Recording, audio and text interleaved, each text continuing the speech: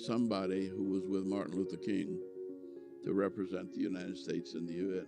It is the Americanization of the African. Violence sets back the achievements we've had. This is the fulfillment of Martin Luther King's dream. I followed with Dr. King from Albany to Birmingham to Savannah, St. Augustine, Selma, New York, Watts, Los Angeles.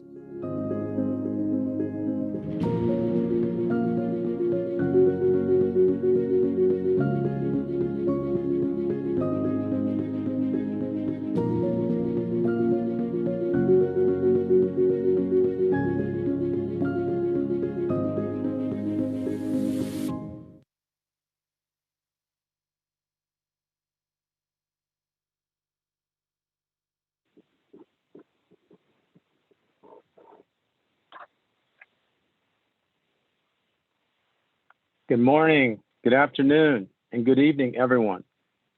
On behalf of Silk University of America, our president, Ed Feasel, the students, the board of trustees, Dean Carter, who made this possible, faculty, staff, and administration, thank you very much for attending today's webinar entitled Honoring Martin Luther King, a Conversation, featuring Ambassador Andrew J. Young, Dr. Hortense J. Spillers.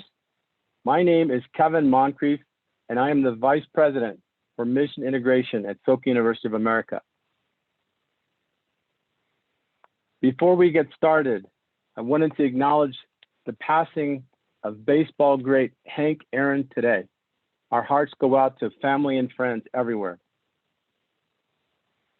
It is my great honor to be part of this timely and important conversation at a time of tremendous challenge, both here in the United States and around the world.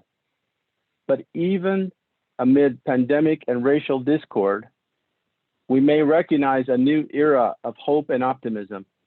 Martin Luther King's vision for us and the world provided an ethos of the inherent dignity of individual and societal justice and equality. Silk University is a private, nonprofit, four-year liberal arts college, non-sectarian, and graduate school located on 103 acres in Aliso Viejo in South Orange County, California. It was established in 2001 by Japanese peace activist Daisaku Ikeda. He's the founder of Silk University International Buddhist movement and maintains a secular curriculum which emphasizes pacifism, human rights, and the creative coexistence of nature and humanity. U.S. News and World Report ranks SUA as one of the top liberal arts colleges in the nation in only 20 years. The mission of Silk University of America is to foster a steady stream of global citizens committed to living a contributive life. The founder defined global citizens as people having the wisdom to perceive the interconnectedness of all life and living, the courage not to fear or deny difference, but to respect and strive to understand people of different cultures and to grow from encounters with them, the compassion to maintain an imaginative empathy that reaches beyond one's immediate surroundings and extends to those suffering in distant places. The founder stated, quote, I founded Silk University of America because, for one, I wanted students from Japan and the world to gather in America, which values human rights, and learn about and feel the importance of human rights. Silk University of America can be called the world's human rights university, a university that opens up a new era. Today's event is co-sponsored by two Silk University organizations. First, Silk University Office of Diversity, Equity, and Inclusion, headed by Maya Gunasaran, our Manager for Diversity Initiatives and Community Building. This newly formed office is dedicating to advancing the university's mission, recognizing that it is our society that needs diverse individuals who embody the characteristics of a global citizen to transform the way we do things. The DEI office, centering on that mission, is focused on creating the conditions for fostering global citizens, a campus environment where each individual feels a genuine sense of belonging and inclusion to achieve our shared values of upholding the dignity for all. The other sponsor is Sauk University of America Center for Race, Ethnicity, and Human Rights. The center was founded by our president, Ed Feasel, last summer. Professor Ian Reed and I are co-directors for the center. The center has a remarkable group of student and faculty fellows, including student fellows Shunji Fuiki and Vibu Walia. The faculty fellows are Professors Nidani Henderson-Stahl and Lisa McLeod. The Dean of Faculty, Michael Weiner, is the center's executive sponsor. Now on to our distinguished guest. In honoring Martin Luther King, our first distinguished guest is Ambassador Andrew J. Young. Ambassador Young is an American politician and patriot, diplomat, community organizer, and activist. Beginning his career as a pastor, Young was an early leader in the civil rights movement, serving as executive director for the Southern Christian Leadership Conference, SCLC, and a close confidant of Martin Luther King Jr. Young later became active in politics, serving as a U.S. congressman from Georgia, United States ambassador to the United Nations in the Carter administration, the 55th mayor of Atlanta. Since leaving office, Young has founded or served in many organizations working on issues of public policy. The Andrew Young Foundation has raised thousands of dollars to support and promote education, leadership, and human rights in the United States, Africa, and the Caribbean. Our second distinguished guest is Dr. Hortense J. Spillers, PhD. She is an American literary critic, Black feminist scholar, and the Gertrude Conaway Vanderbilt Professor at Vanderbilt University.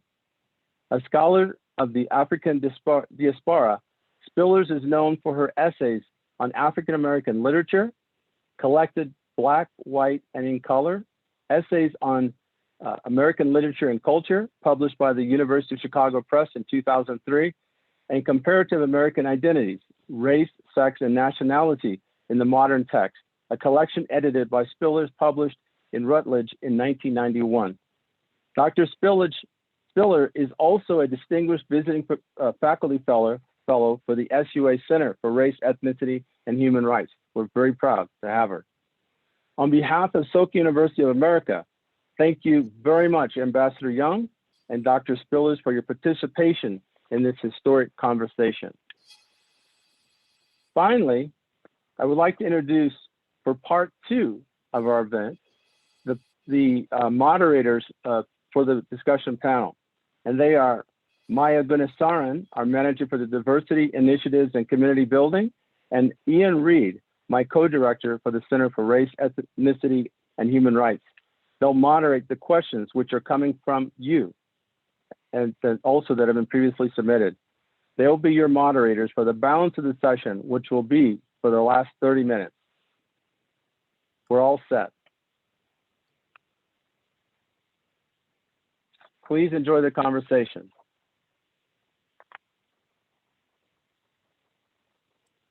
I believe Ambassador Young may be a little bit late because of the untimely passing of Hank Aaron. And so we'll begin the next section with I'm Dr. here. Spillers.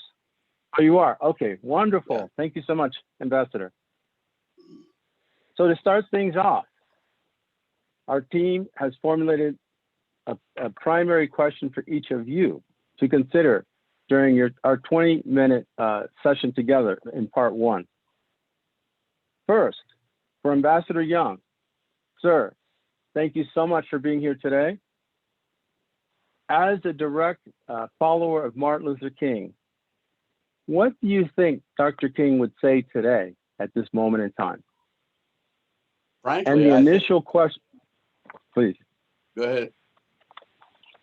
And for Dr. Spiller, what would you say to young people who for years now have been deeply discouraged by our societal and racial chaos. How would you encourage them to take advantage of this moment in time? So let's begin. Thank you so much. Yeah, well, I think Dr. King would be ecstatic because you have to remember how far we've come. I mean, it was 53 years since his death, but he was active for another 15 years before that. And he knew, well, by the time he was 30, he had been jailed, he had been sued, he had been stabbed,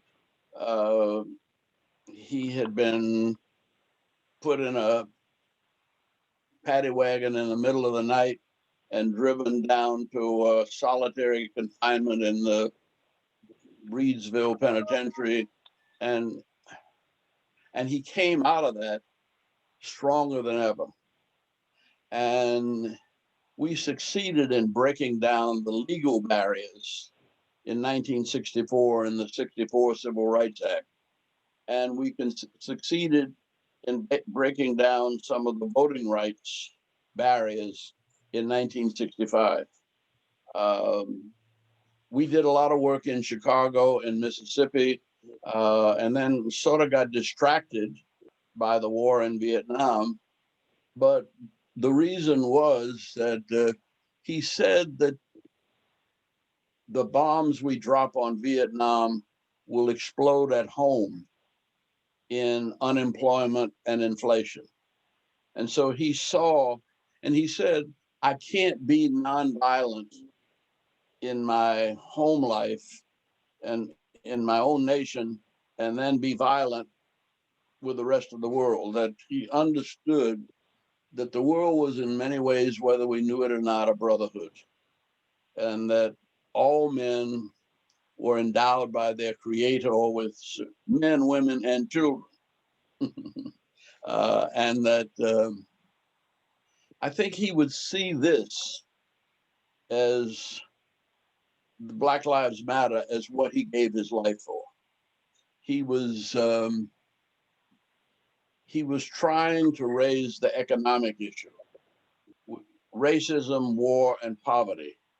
And the Poor People's Campaign in 1968, which he launched just before he died, was to awaken America to the economic injustice of racism. I think that they finally got the message. At least big business has begun to get the message. I don't know if the Congress has got it yet, but we talk now not so much just about the poor, but we realize that the poor are essential workers, and that nurses and teachers and policemen, even doctors now, and interns are not being adequately rewarded. And they, in order to qualify to do many of those jobs, they have to go into debt with student loans. And I think that's a fundamental flaw in our society. And Black Lives Matter awakened us, along with the pandemic, to the importance of essential workers. There's a Citigroup study that said that just regular discrimination, ordinary discrimination, costs the US economy $16 trillion between 2000 and 2020. That if people had been paid fairly, and if women had had equal pay, if we'd had economic justice, everybody would have been $16 trillion richer. Well, the whole US economy is just $19 trillion. So we were losing almost $1 trillion a year is the price that we were paying for segregation. So I think I see business finally hearing things that Martin Luther King was saying in 66, 67, and 68. And so I think he would be pleased with the progress thus far. I think he would also, though, be concerned that it's not disciplined enough, that we were very careful to keep a purely nonviolent demonstration is far more powerful than either a violent demonstration or a demonstration that is tainted with episodes of violence. And we worked on organizing our communities because we had to. There were no cell phones in 1962 and 63. And it took us 3 months to organize a demonstration of 50 people in Birmingham, Alabama. The death of George Floyd and the world having to watch him die for 8 minutes and 46 seconds really mobilized the planet. Now, I think that mobilization has to be followed by organization and also by reconciliation. That the object is not just to raise an issue, but to settle it to the benefit of all parties concerned. And I think those are things that we still have to work on. But I think Dr. King would be very, very proud of the sensitivity of Black and white. He would be proud that people as far as New Zealand and Africa were mobilized by George Floyd's death. But I think he'd still be concerned that there are too many hungry people in the world, and that getting the economy up and running is essential to the pursuit of happiness. That the people of God are in this country are ordained to have life, liberty, and the pursuit of happiness. I think that that's what it means to be continued. Yes, I just left the home of Hank Aaron, who was the home run king of baseball, and who was a real hero for us here in Atlanta and around the world. And he used to say that he did more for the movement, for politics, after he got out of baseball than he was able to do in baseball. In fact, he gave away more money from his business work than he ever made in baseball.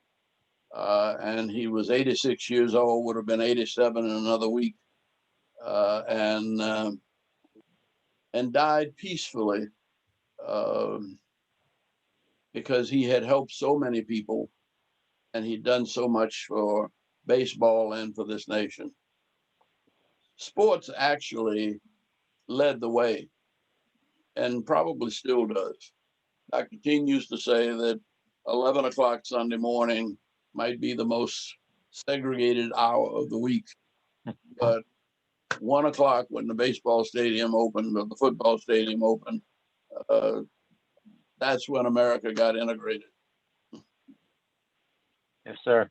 Thank you so much, Ambassador. I appreciate your answer. Dr. Spillers? Yes, Kevin, thank you. Thank you very much.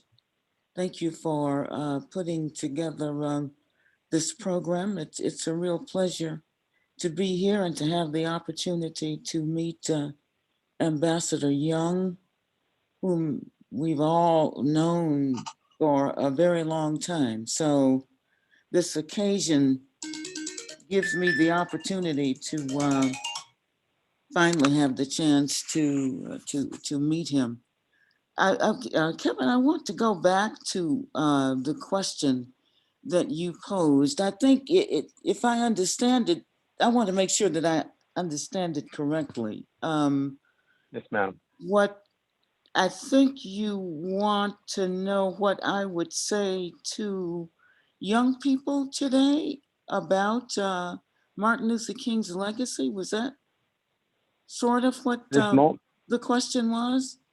Or Yes, ma'am. So what I was wondering is at this moment in time, this inflection point, we have a new government, we have a new foreign policy, we have what seems to be an ethos of respect for human dignity coming into power here and other places in the world. What would you tell a young person who may still be deeply discouraged and feels powerless at this moment in time?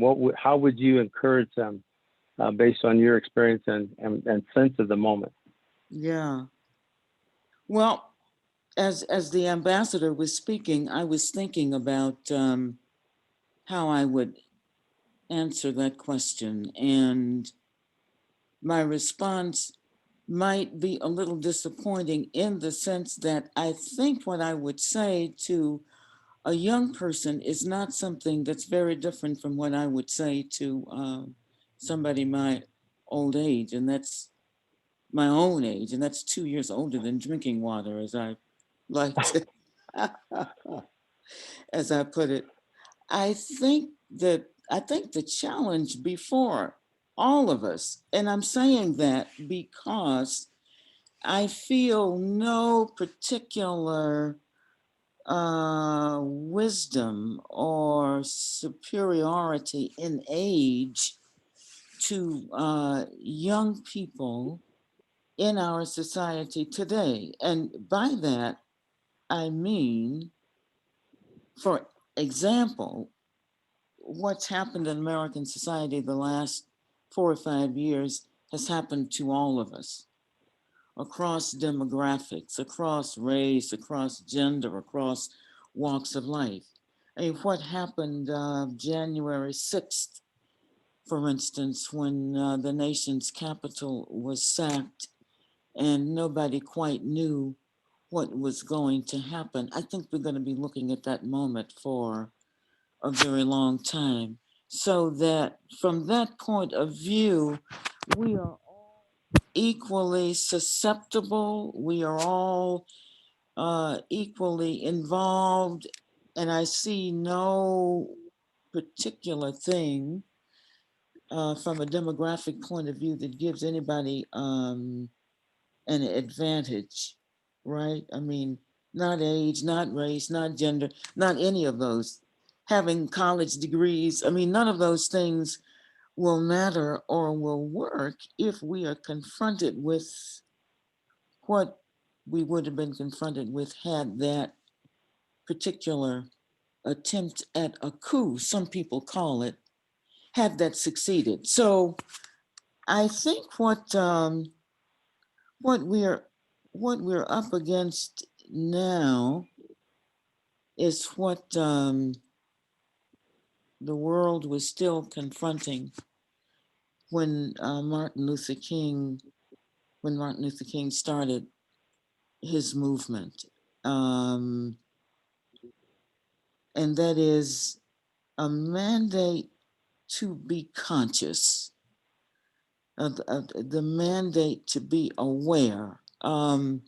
In thinking about this presentation today and what things I might say about it, I thought I would start maybe autobiographically and come at it that way. I grew up in Memphis, so that sitting here in Nashville now, I'm only about 3.5 hours from home. So I grew up in Memphis, and as a result, I was mentored by Reverend Jim Lawson, who was a close friend of the ambassadors, a close friend of Martin Luther King. And Jim Lawson became the pastor at Centenary Methodist Church in Memphis. and he was an advisor to the youth chapter of the NAACP. And it was through Reverend Lawson that my sense of the nonviolent movement that King led, my sense of that movement deepened. And I have wondered over the years what to do about nonviolence, what to think about nonviolence. Do we think of it only as a tactic? Is it a philosophy? Is it a way of life? And I think the challenge, at least as I understand it from the teachings of Reverend Lawson, nonviolence is really a way of life. And it seems to me that it is a very difficult one because it calls upon the individual to have a certain amount of discipline. And it's not a discipline that we necessarily learn in American society, which is a society, as we know, that is rife with violence.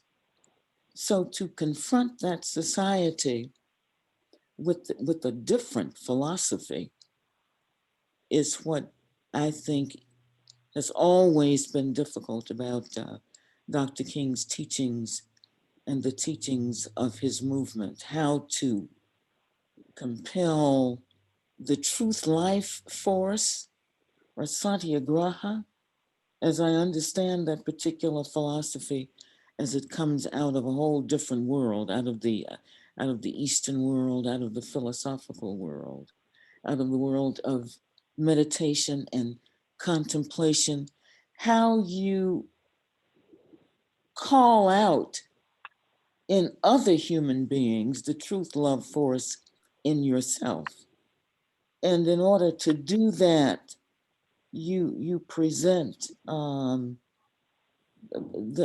face to the world that is not passive, but one that is conscious and aware in a certain way that our society, with its emphasis on money and success and all of that, it's difficult. It's a difficult philosophy, and I think we're still learning King's philosophy all these years later, as he learned it from elsewhere and attempting to apply it.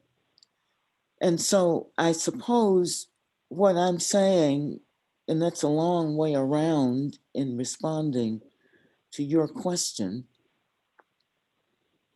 I think what I would say is what I have always said as a teacher, and that is the onus to self-awareness, to self-love is ever with us.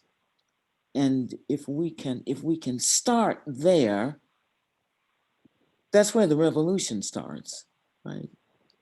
And if we can start there, we can project outward to the world. I think that's what I would say to a class. If this were the first day of whatever the class was at Vanderbilt or Cornell or Haverford, or different places where I've taught, I think that's probably where I would start. Thank you so much, Dr. Spillers and Ambassador Young. These are wonderful answers, and I treasure the opportunity to be able to share a dialogue with you. So with that, we end part one of our event, and we enter part two, which will be moderated by Ian Reed and Maya Gunasaran. Take it away, Ian and Maya. Thank you very much, Kevin. It's really an honor to be here with our esteemed guests, and I very much appreciate the wonderful dialogue.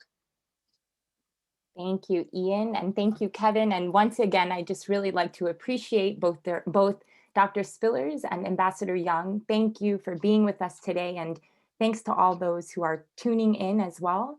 So at this point, we're kicking off our Q&A, and I just would like to remind people that you can ask a question using the Q&A function down at the bottom of your screen. And we look forward to being able to respond to as many questions as we can. So this first question is for the ambassador, and it's from an audience member, so thank you. And the question is, how can we as a civil society reinforce today the Gandhian ethic of nonviolent resistance upheld by Dr. King? Nonviolence, including a commitment to dialogue and mutual respect. And Ambassador Young, just thinking back to some of the things that you shared yesterday, if you're able to weave in an encounter with Dr. King as you respond to this question, that would be wonderful too. Well, I think Dr. King didn't grow up being taught nonviolence in his home. But it came when, in 1947 was the year he entered college, I think, and 46. But that was the year of Gandhian independence. So Dr. Mays, Benjamin Mays, went to the Gandhian independence and came back talking about Mohandas K. Gandhi. And I was at Howard University about the same time, and my college president had gone to the Indian independence also. So I heard him talking about Gandhi and how India freed itself from colonialism under the British. And they did it without killing anybody. And nonviolence in India was called satyagraha, or truth force, or it could be translated love force. Mm-hmm. Now, when Jesus talks about loving your enemies and blessing those that persecute you, we immediately kind of think, how am I going to love somebody that persecutes me? But actually, in my years of work in the movement and in international situations, people really are afraid of themselves, and they're afraid that everybody else is going to act like they would act. And so, because I never felt that I wanted to hurt anybody, I could be a little more trusting and reach out with friendship. Now, I learned that very early in life because I was always the youngest and the smallest one in my class. And so I either had to fight everybody or run, or the alternative was to love them. And I taught my children that. I said, when kids are picking on you, they really want to get to know you. And the best way to deal with that is speak to them first. And so I always, I got in trouble on Howard's campus because I spoke to people, everybody. And quite often they think you were flirting. Well, maybe I kind of was. But I spoke to men and women, and I just spoke to everybody. And a smile and a hello is not threatening, and it breaks the ice between, and there are barriers. We all keep up defensive barriers, and we don't want to get our feelings hurt. And we're all of us are very sensitive, and I think I kind of got over my own sensitivity by reaching out to others in their sensitivity.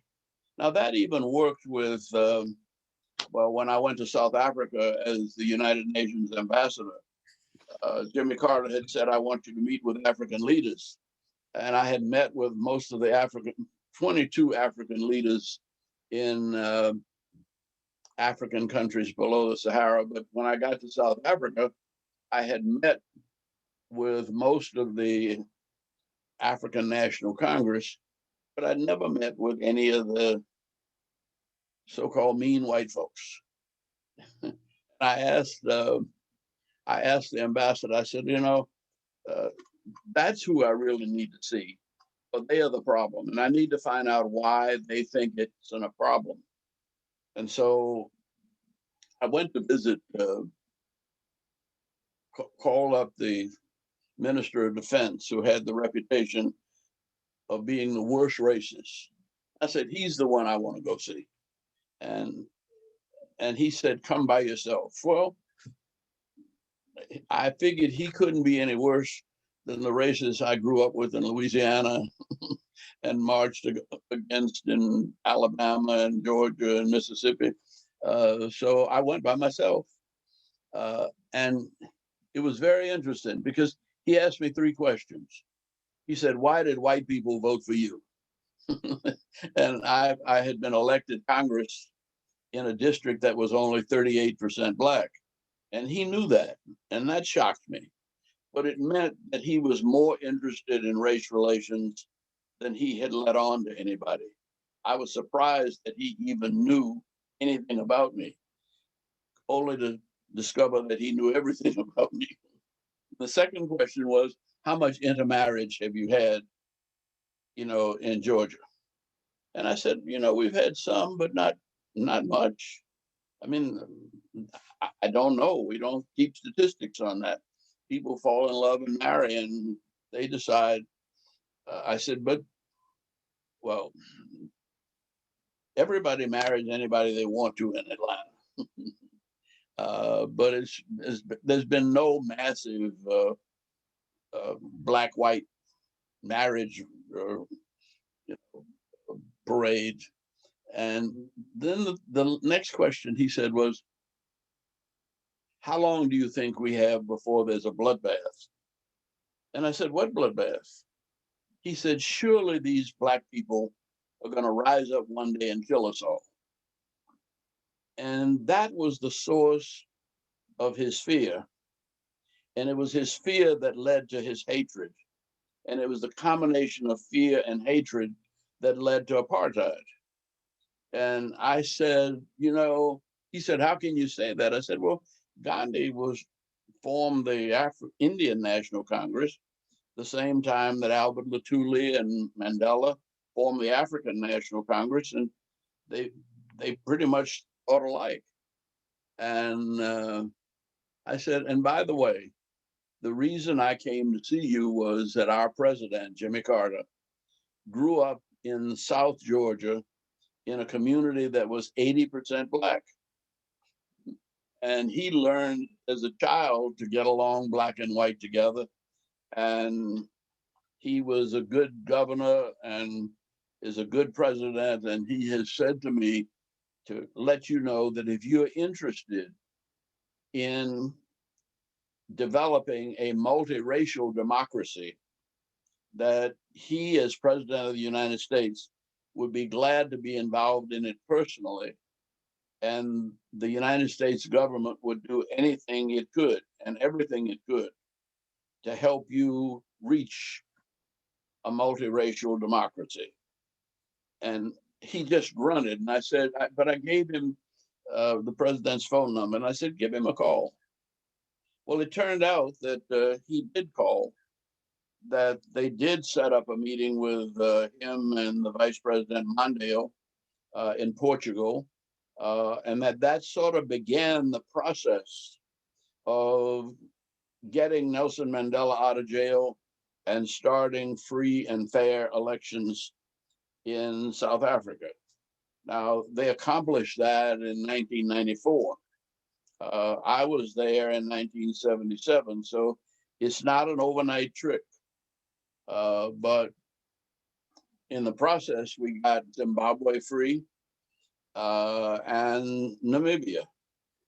And it was the African leaders that said, let them work with us on Namibia and Zimbabwe, and they then they will learn to trust us, and it'll be easier for us to solve the problems of South Africa. So the whole decolonization process, which Ralph Bunche started in the 1950s, and Ralph Bunche, I should say, since some of you younger students don't remember who he was one of my heroes before Martin Luther King. He won the Nobel Prize in 1950 for making peace between Israel and the Palestinians, and creating the two-state solution, which has not solved all their problems, but it has kept them working together ever since.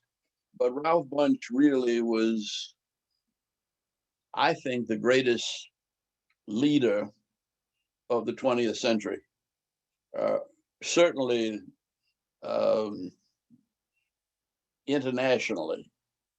And he came to march with us in Selma in 1965 to let people around the world know that that our racial problems were similar to their colonial problems, and that the United Nations was on the side of ending racism and colonialism. But that's more of an answer than you wanted, probably. But I get carried away when you start stuff. This is my bailiwick. Ambassador Young, thank you so much. It's inspiring to hear your answer, and I hope I can ask a question of Dr. Spillers. Dr. Spillers, in your scholarship, in your work, you've said before that I think you've defined freedom in a really amazing way, and that is, you've said freedom is to be born again, to be it is to self-name, to self-own, and only in these conditions can there be love, although that love can be fragile and is never promised. And as we're hearing, Dr. King also rooted his idea of freedom and social change and nonviolence in love. What might love become for us today, and you as a feminist scholar, for women leaders? Yeah. I think the concept of love is always difficult, and today is no different, I think, from what it's always been, even though where one is currently situated always seems more difficult or more challenging or more intense than the day before. But I would say that the problem of love really has to be separated out from the question of romance, right? Or some easy sense of getting along with another human being. For me, love starts with self-love. And our greatest teachers have always taught that charity starts at home, so that love starts at home. Love starts with the self. I mean, for instance, if you think of the ways that racism works, it really is a projection, right? I mean, it's a projection outward of something that one does not accept in oneself, so that if you project it outward onto somebody else or onto another group of people, you can live with yourself, so that it's an evacuation. Self-hatred really is an evacuation, and what we're trying to do on this journey, it seems to me, is to fill up that emptiness with with self-love that can then be extended outward or projected in a different way. And I think that's the difficult lesson. Baldwin spoke of American racism as a problem that really started with oneself. And what Baldwin believed was that once white America accepted itself or learned to love itself, it could then love others. It could then get along with other people. And that was the lesson of that famous letter that starts The Fire Next Time, Baldwin's letter to his nephew. And it seems to me that that really is very similar to teachings of other great writers and philosophers. It really places Baldwin and King, in my mind, on the same page, in the sense that love is a discipline. It is not about fun and games, that it begins in self-acceptance. And if we can start there, then you really are talking about a different world order, a different social order, a different political order. And I think that's what we're looking for today.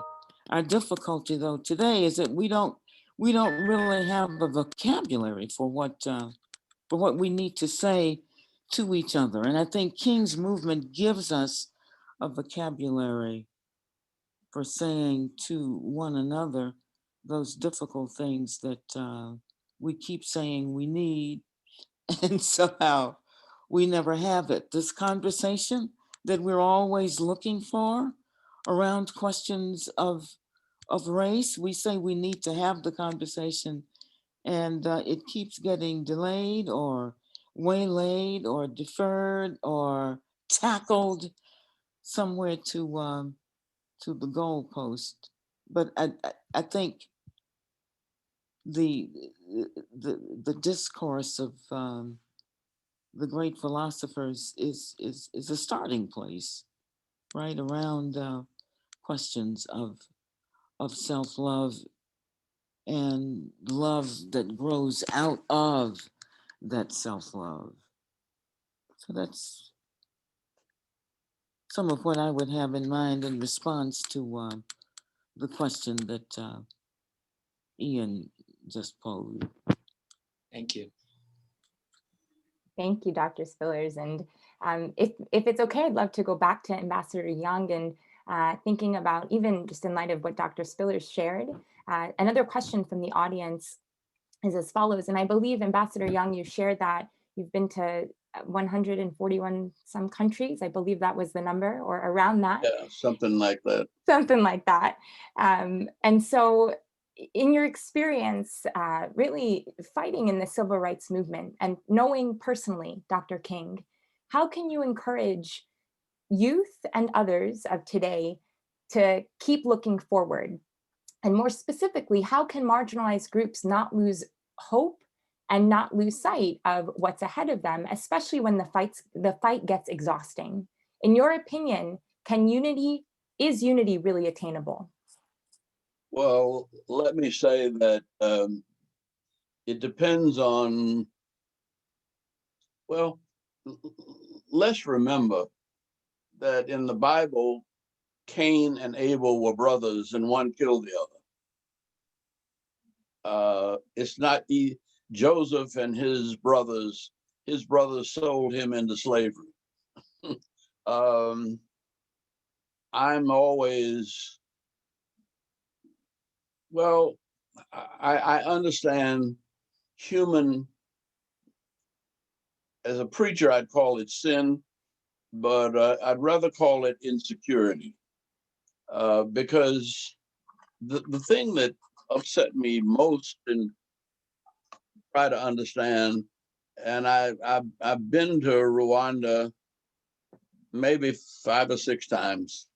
Actually made a film on Rwanda Rising because, first place, I could not imagine why people who spoke the same language, who were the same color, who for the most part were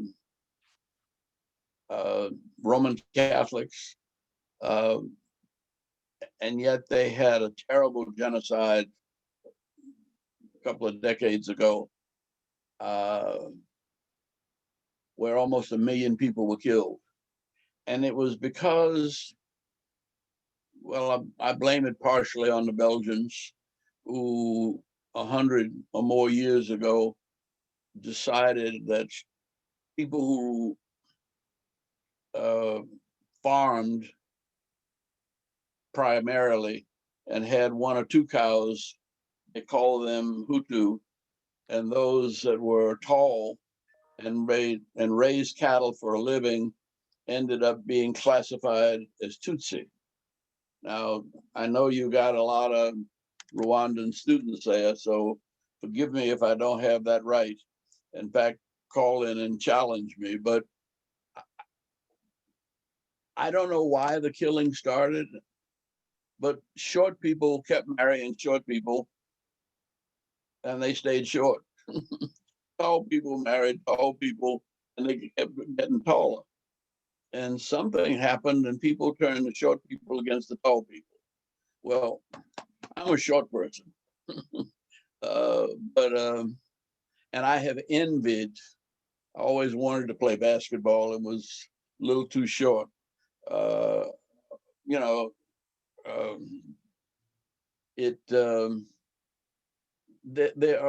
there is a kind of envy of even our brothers. In fact, it's so serious that my wife is a young African American woman from Alabama, first wife, mother of my children, and my children came out uh, 4 different shades of brown, all beautiful and all intelligent, but they're different. And I can remember my little girl, the youngest one, when she was about 3, crawling up in my lap and saying, "Daddy, me and you are brown. We not yellow like mommy and Lisa." And where does that come from in a 3-year-old? See, uh, differences stand out, and dealing with racism and learning to love means learning to appreciate differences. I finally found that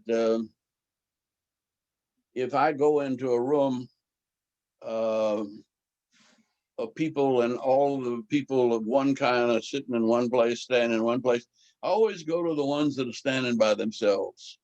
I always go to the ones that are seemingly not apart. And because I think everybody on this planet is lonely. In fact, one of the biggest worries I have about present day education, I hope it's not true at a university like SOCA, but students don't speak to each other. I used to speak to people on the campus because I grew up in, a city, New Orleans, where people spoke to each other. Even when you don't know them, you just say hello when you pass. And I go into our big college campuses now. Georgia State University is right now the largest. We've got 70,000 students, and we probably have 170 different nationalities in that mix. And I go into the class to speak to them, and they want to take time introducing me. I said, no, don't introduce me. They'll figure out who I am.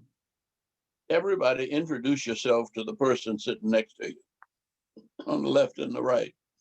And do you know each other? And they'd shake their head and say, no, they don't. I said, well, let's start this class speaking to our neighbors. And I hope if you don't speak to each other at SOCA, make that a ritual. If you want to do something to make me and Martin Luther King happy, one, every time you go into the classroom, say good morning or good afternoon to whoever the teacher is.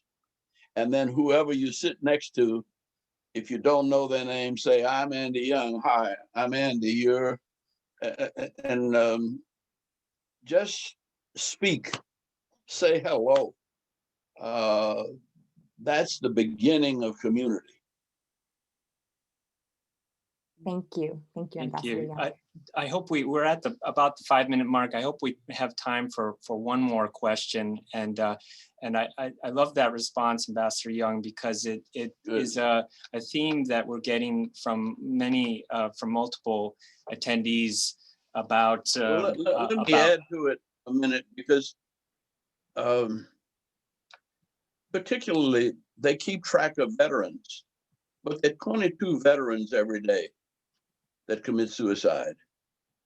And we don't make much of a fuss about it, but the loneliest I've ever been, I think, was I went to one of your California colleges, but I was too young. I was the only Black one on the campus in 1948 at USC. But I don't believe anybody spoke to me on that campus for a whole summer program. That's why I got the hell out of there and went to Howard. But they didn't speak to me at Howard either.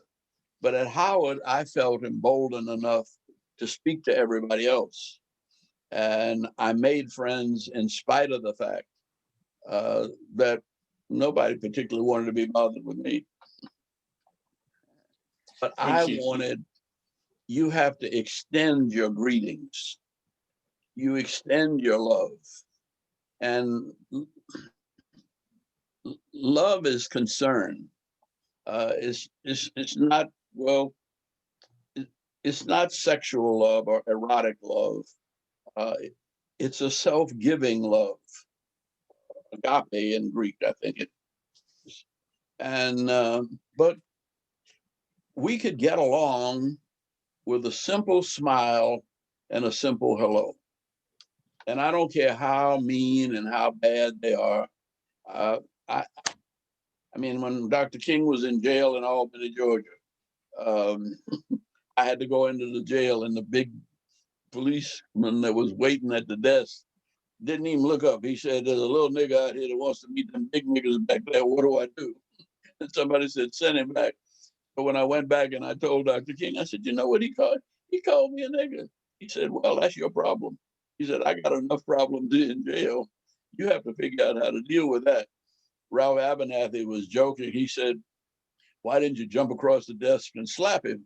I said, because he weighs about 250 pounds and he had a stick and a gun. And that's stupid for me to think of a violent. But I did something else. And this was 1962 in Albany, Georgia. And when I went back, I looked at his name tag and I said, thank you very much, Sergeant Hamilton. And I addressed him by name. And he looked up and he said, oh, okay, thank you. I said, I'll be back tomorrow. Look forward. Maybe we can get to know each other a little better tomorrow if you got a little time. He said, oh, yeah. The next time I came back the next day, before I asked to see Dr. King, I realized as big as he was, 260, 70 pounds. And I said, you had to play football somewhere. And he smiled. Well, that was it. I recognized him, one, by his name and by his body type as a football player. And I wanted to play football and never did. He played football and was still wishing for those days.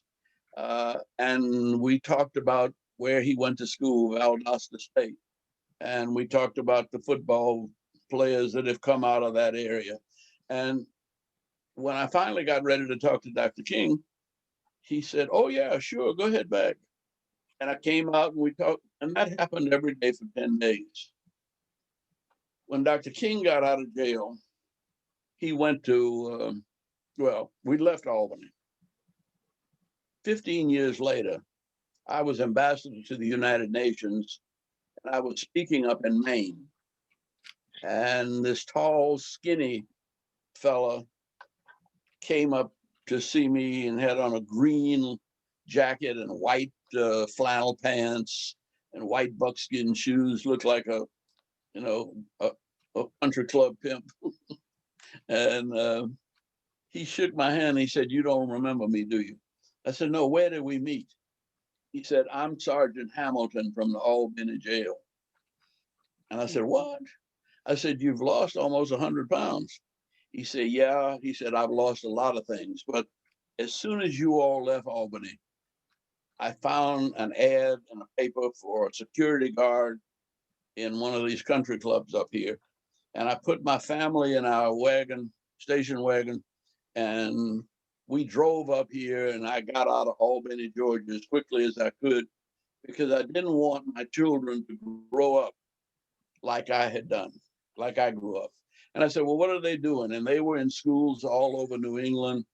And he said, I came to thank you, because if you all hadn't come to Albany to speak to us and to challenge us, I'd have been down there and my children would have grown up as bad as I did.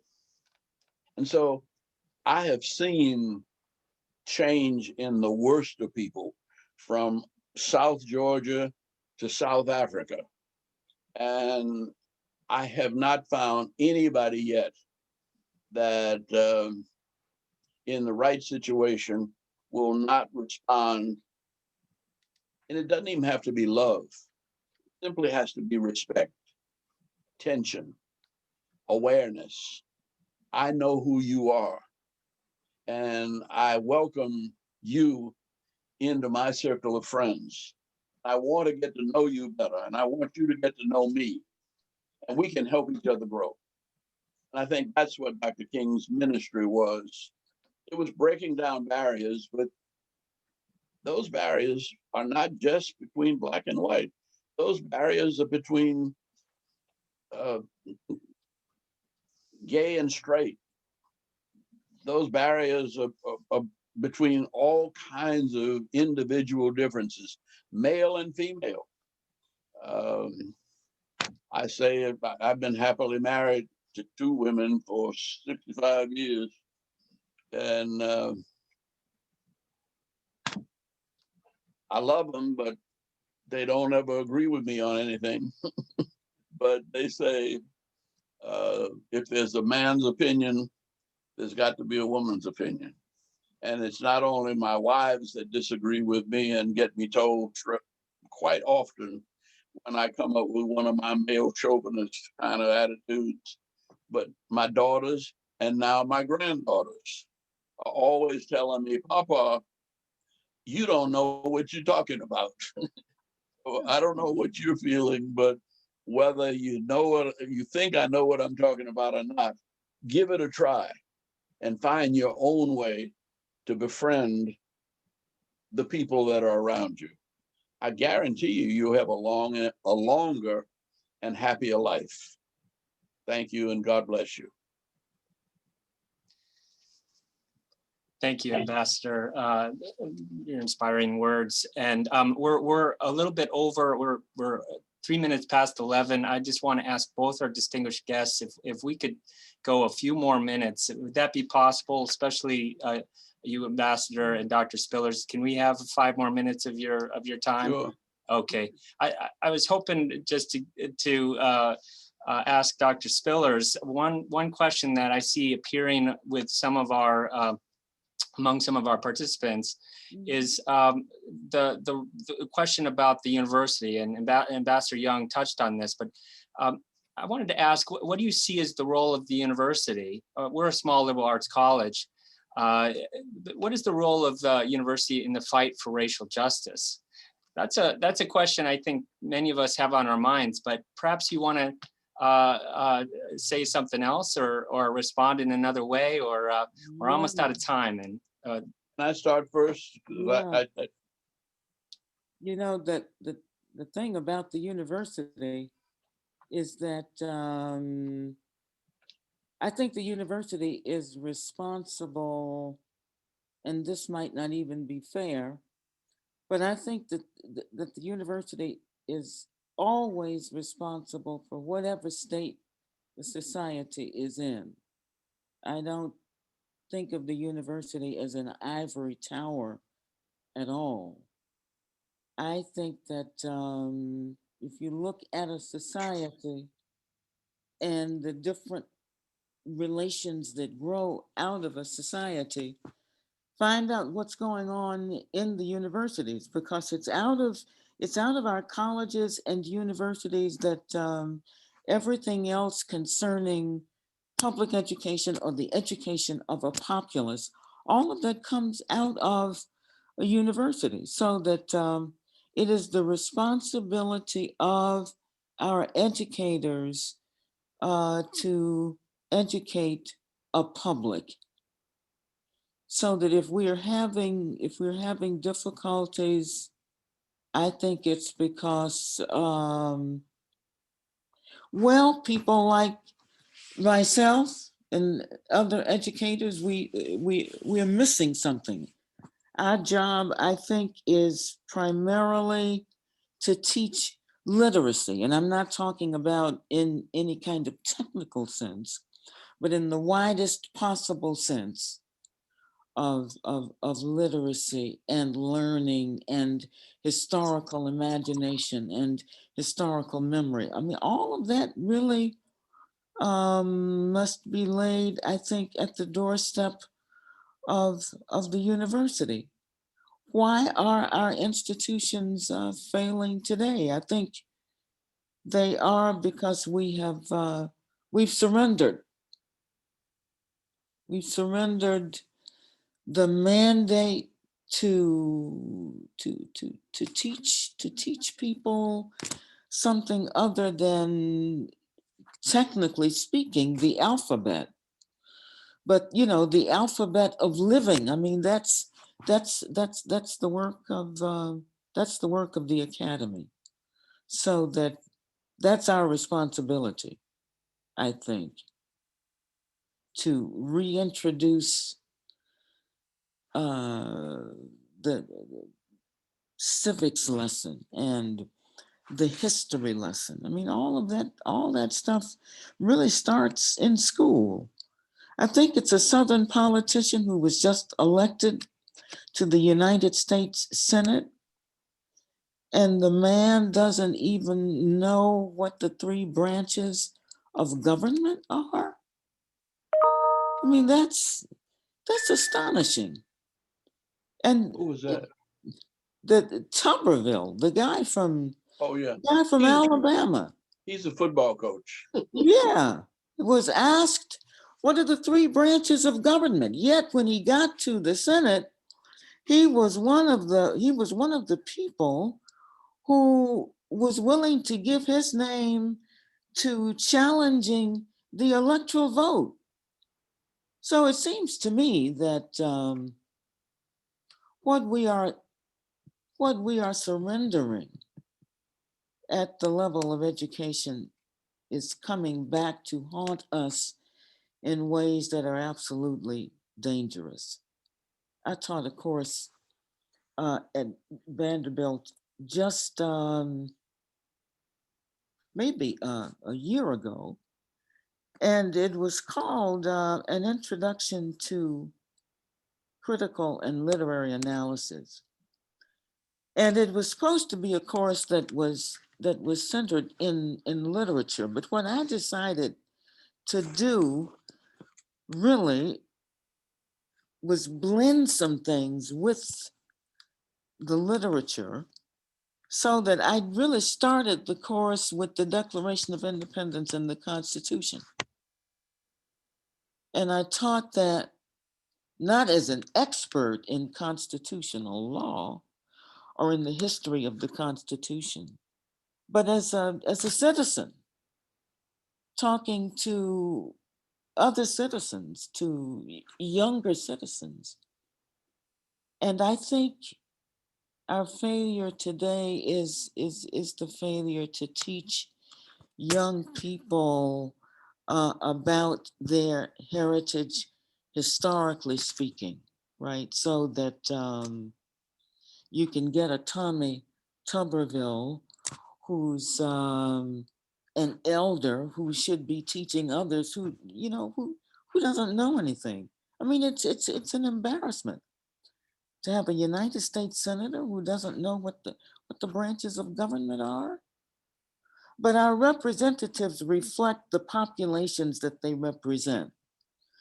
And the populations are people who have either taken advantage of learning in institutions or they have not. And so I think what we need to do today in the academy is to rededicate ourselves to teaching people in some fundamental way what democracy means, what freedom means, how you assure those things, how you guarantee them, how you don't fall into autocracies and dictatorships. That is the work of the academy, and I think we're going to have to pick up that commitment once again, because I think it's been surrendered to other things. The academy is doing something else today, and not that fundamental work. Thank you so much, Dr. Spiller, Ambassador Young. That now Yeah. completes part 2 of our event. Thank you so much. From the bottom of my heart, I feel we all had a front row seat in a classroom for human rights. Can I say Anderson, one thing before we leave? Please. Yes, sir. From what I have learned from you about SOCA, you have the world on your campus. That you probably have more people from more nations than are present in the United Nations at any one time. And you have an extremely valuable opportunity to get to know the world. So if I were in an environment like that, knowing what I know now, every day I would try to eat lunch with somebody from a different country and get to know a little more about where they come from and what their practices and habits and what their culture is like. That the world is going to be the marketplace. The world is the marketplace. Anywhere you work, you're going to have to reach out to people all over the world and to say, I have a friend from Rwanda or Nigeria or Guatemala or Canada or Japan or Korea. Everywhere I have been, and I have learned something that I couldn't have learned in college. And that much of what I learned about colonialism and about African oppression, I learned from the African students that were on my campus and the Caribbean students that were on my campus and the European students. And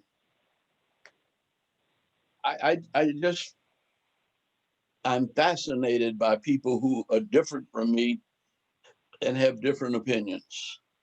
And the value of a great university is that you can absorb as much from your fellow students as you can from any books you read. In fact, I didn't do so good with the books. I did great with the people. But I was a solid C student. But I didn't get good grades because I didn't ever agree with anybody, my teachers. I was always challenging them and being a smart ass.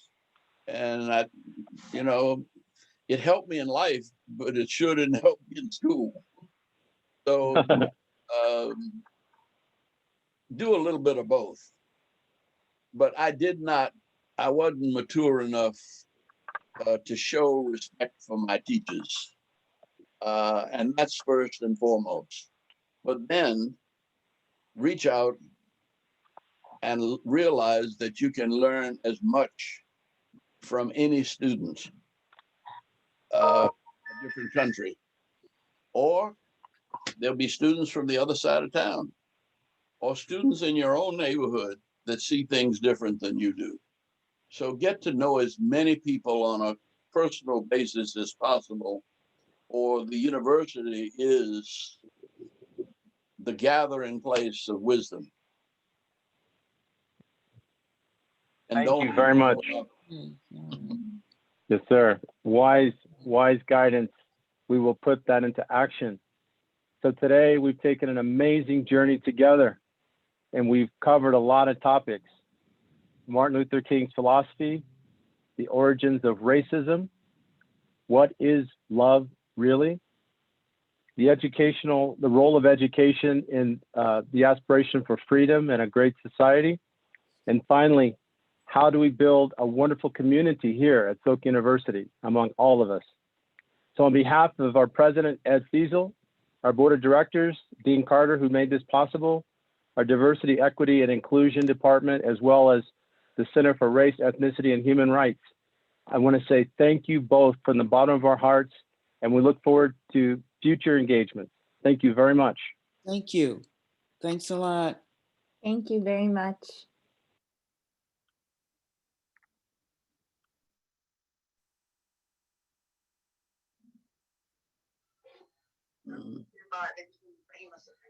What's that? Okay. Then thank you.